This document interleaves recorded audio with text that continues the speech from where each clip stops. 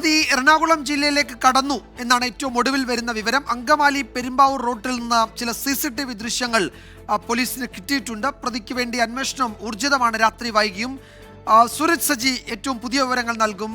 തൃശ്ശൂരിൽ നിന്ന് സൂരജ്, പ്രതി എറണാകുളത്തേക്ക് കടന്നു. ഈ അങ്കമാലി റൂട്ടിൽ അയാളുടെ CCTV ഫുട്ടേജ് പോലീസ് ശേഖരിച്ചു എന്നതിനപ്പുറത്തേക്ക് മറ്റെന്തെങ്കിലും പുതിയ വിവരങ്ങൾ ലഭ്യമായിട്ടുണ്ടോ?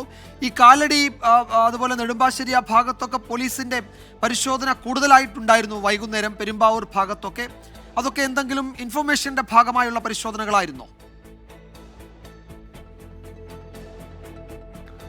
വിജയകുമാർ, തീർച്ചയായും ഈ അങ്കമാലി കാലടി പെരുമ്പാവൂർ റൂട്ടിലൂടെ ഈ പ്രതി സഞ്ചരിച്ചു എന്നതിൻ്റെ CCTV ദൃശ്യങ്ങളാണ് ഇപ്പോൾ പോലീസിന് ലഭിച്ചിരിക്കുന്നത്. ഇതിൻ്റെ അടിസ്ഥാനത്തിലാണ് ഇപ്പോൾ ഈ മേഖലയിൽ തന്നെ പോലീസ് കൂടുതൽ CCTV ദൃശ്യങ്ങളടക്കം കണ്ടെത്തുന്നതിന് വേണ്ടിയുള്ള ഒരു ശ്രമങ്ങൾ നടത്തുന്നത്. പക്ഷേ MC റോഡ് വഴി പ്രതി സഞ്ചരിച്ചിട്ടുണ്ട് എന്നൊരു സൂചനയായിരുന്നു ആദ്യഘട്ടത്തിൽ പോലീസിന് ലഭിച്ചത്. അതിൻ്റെ ഭാഗമായി മൂവാറ്റുപുഴ അടക്കം കേന്ദ്രീകരിച്ചുകൊണ്ടുള്ള ഒരു പരിശോധനയിലേക്ക് പോലീസ് കടന്നിട്ടുണ്ട്. അപ്പോഴും പ്രതി മറ്റിടങ്ങളിലേക്ക് കടക്കുന്നതിനുള്ള ഒരു സാധ്യതയും തള്ളുന്നില്ല. കാരണം ഇതേ വസ്ത്രം ധരിച്ച് ഇതേ വാഹനത്തിൽ യാത്ര ചെയ്യുന്ന ഒരാൾ എന്നത് മാത്രമാണ് ഈ CCTV ദൃശ്യങ്ങളടക്കം പതിഞ്ഞിരിക്കുന്നത്. ഈ വണ്ടിയുടെ നമ്പർ അടക്കം പോലീസിന് ഇപ്പോഴും ഇതിൽ വ്യക്തമായി തെളിഞ്ഞിട്ടില്ല. അതായത് ഒരു ദൃശ്യത്തിൽ തന്നെ വ്യക്തമായി ലഭിച്ചിട്ടില്ല എന്നുള്ളതാണ് പോലീസിൽ നിന്ന് നമുക്ക് ലഭിച്ചിരിക്കുന്നത്. അതുകൊണ്ട് തന്നെ ഈ വാഹനത്തിന് സമാനമായ രീതിയിൽ, അതായത് സമാന വാഹനത്തിൽ സമാന വസ്ത്രം ധരിച്ച് പോകുന്ന യുവാവ് എന്ന തരത്തിലാണ് ഈ CCTV ദൃശ്യങ്ങളടക്കം കണ്ടെടുത്തിരിക്കുന്നത്. അതോടൊപ്പം തന്നെ പോലീസ് പറയുന്ന ഈ ട്രെയിൻ മാർഗം പ്രതി രക്ഷപ്പെടുന്നതിനുള്ള സാധ്യതകളടക്കം മുന്നിൽ കണ്ടുകൊണ്ട് ഇന്ത്യയിലുടനീളം തന്നെ വിവിധ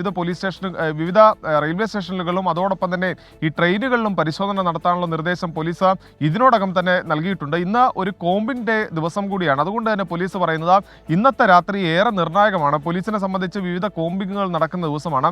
അങ്ങനെയെങ്കിൽ പ്രതി രാത്രി വൈകിയും യാത്ര തുടരുകയാണെങ്കിൽ പോലീസിന്റെ കയ്യിൽ പെടും എന്ന് പോലീസ് ഉറച്ചു വിശ്വസിക്കുന്നുമുണ്ട്. അത്തരത്തിൽ സംസ്ഥാന തലത്തിൽ തന്നെ വിവിധ ഇടങ്ങളിലെല്ലാം തന്നെ ഹൈ അലർട്ട് നൽകിക്കൊണ്ടുള്ള ഒരു അന്വേഷണമാണ് ആരംഭിച്ചിട്ടുള്ളത്. അപ്പോഴും പോലീസിന് വെല്ലുവിളിയാകുന്നത് ഈ പ്രതിയെ തിരിച്ചറിയുന്ന ഒരു തെളിവുകളും പോലീസിന് ലഭിച്ചിട്ടില്ല എന്നുള്ളതാണ്. അതുകൊണ്ട് തന്നെ ഈ വാഹന പരിശോധനയിൽ പ്രതീക്ഷ അർപ്പിച്ചുകൊണ്ടുള്ള ഒരു നീക്കമാണ് ഇപ്പോൾ പോലീസ് നടത്തുന്നത്.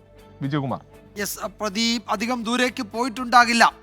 എറണാകുളം, തൃശ്ശൂർ ജില്ലകളിലൊക്കെ ഉണ്ടാകും എന്നതാണ് പോലീസിന്റെ കണക്കുകൂട്ടൽ. അതിന്റെ അടിസ്ഥാനത്തിലാണ് കൂടുതൽ വ്യാപകമായ പരിശോധന നടക്കുന്നത്.